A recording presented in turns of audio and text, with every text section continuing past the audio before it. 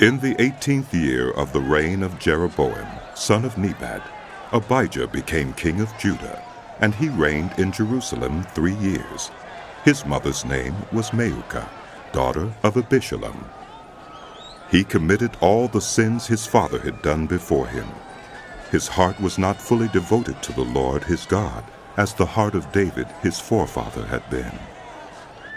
Nevertheless, for David's sake, the Lord his God gave him a lamp in Jerusalem by raising up a son to succeed him, and by making Jerusalem strong. For David had done what was right in the eyes of the Lord, and had not failed to keep any of the Lord's commands all the days of his life, except in the case of Uriah the Hittite.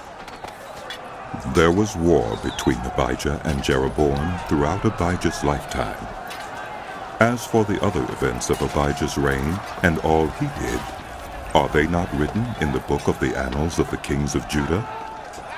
There was war between Abijah and Jeroboam, and Abijah rested with his ancestors and was buried in the city of David, and Asa, his son, succeeded him as king.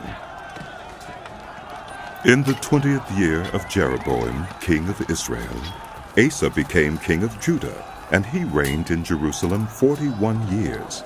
His grandmother's name was Maacah, daughter of Abijam. Asa did what was right in the eyes of the Lord, as his father David had done. He expelled the male shrine prostitutes from the land and got rid of all the idols his ancestors had made. He even deposed his grandmother Maacah from her position as queen mother, because she had made a repulsive image for the worship of Asherah. Asa cut it down and burned it in the Kidron Valley. Although he did not remove the high places, Asa's heart was fully committed to the Lord all his life. He brought into the temple of the Lord the silver and gold and the articles that he and his father had dedicated. There was war between Asa and Baasha, king of Israel, throughout their reigns.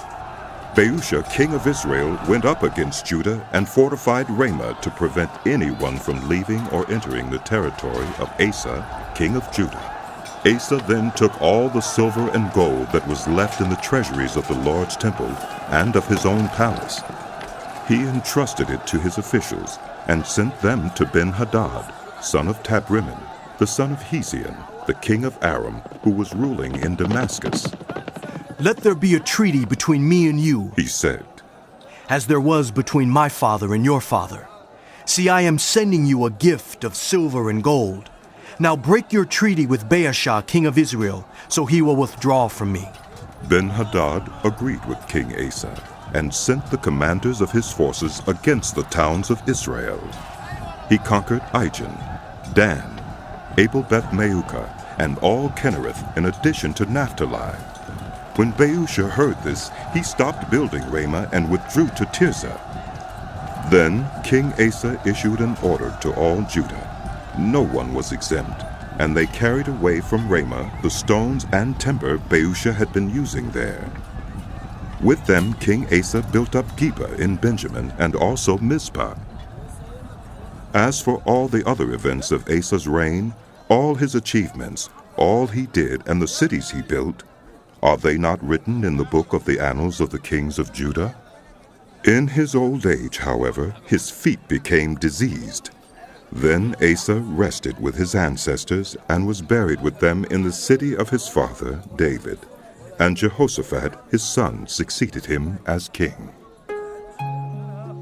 Nadab, son of Jeroboam, became king of Israel in the 2nd year of Asa, king of Judah, and he reigned over Israel 2 years. He did evil in the eyes of the Lord, following the ways of his father and committing the same sin his father had caused Israel to commit. Baasha, son of Ahijah of the house of Issachar, plotted against him, and he struck him down at Gibbethon, a Philistine town, while Nadab and all Israel were besieging it.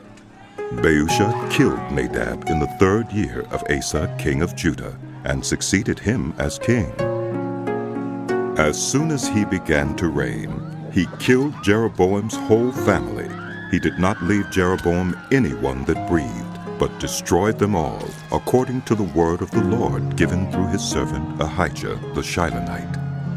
This happened because of the sins Jeroboam had committed and had caused Israel to commit, and because he aroused the anger of the Lord, the God of Israel. As for the other events of Nadab's reign and all he did, are they not written in the book of the annals of the kings of Israel? There was war between Asa and Baasha, king of Israel, throughout their reigns. In the 3rd year of Asa, king of Judah, Baasha, son of Ahijah, became king of all Israel in Tirzah, and he reigned 24 years. He did evil in the eyes of the Lord, following the ways of Jeroboam and committing the same sin Jeroboam had caused Israel to commit. Then the word of the Lord came to Jehu, son of Hanani, concerning Baasha. I lifted you up from the dust and appointed you ruler over my people Israel. But you followed the ways of Jeroboam and caused my people Israel to sin and to arouse my anger by their sins. So I am about to wipe out Baasha and his house, and I will make your house like that of Jeroboam, son of Nebat. Dogs will eat those belonging to Baasha who die in the city, and birds will feed on those who die in the country. As for the other events of Baasha's reign, what he did and his achievements, are they not written in the book of the annals of the kings of Israel? Baasha rested with his ancestors and was buried in Tirzah, and Elah his son succeeded him as king. Moreover, the word of the Lord came through the prophet Jehu, son of Hanani, to Baasha and his house, because of all the evil he had done in the eyes of the Lord, arousing his anger by the things he did, becoming like the house of Jeroboam, and also because he destroyed it. In the 26th year of Asa, king of Judah, Elah, son of Baasha, became king of Israel, and he reigned in Tirzah 2 years. Zimri, one of his officials who had command of half his chariots, plotted against him. Elah was in Tirzah at the time, getting drunk in the home of Arza, who was in charge of the palace at Tirzah. Zimri came in, struck him down, and killed him in the 27th year of Asa, king of Judah. Then he succeeded him as king. As soon as he began to reign and was seated on the throne, he killed off Baasha's whole family. He did not spare a single male, whether relative or friend. So Zimri destroyed the whole family of Baasha in accordance with the word of the Lord spoken against Baasha through the prophet Jehu, because of all the sins Baasha and his son Elah had committed and had caused Israel to commit, so that they aroused the anger of the Lord, the God of Israel, by their worthless idols. As for the other events of Elah's reign and all he did, are they not written in the book of the annals of the kings of Israel? In the 27th year of Asa, king of Judah, Zimri reigned in Tirzah 7 days. The army was encamped near Gibbethon, a Philistine town. When the Israelites in the camp heard that Zimri had plotted against the king and murdered him, they proclaimed Omri, the commander of the army, king over Israel that very day there in the camp. Then Omri and all the Israelites with him withdrew from Gibbethon and laid siege to Tirzah.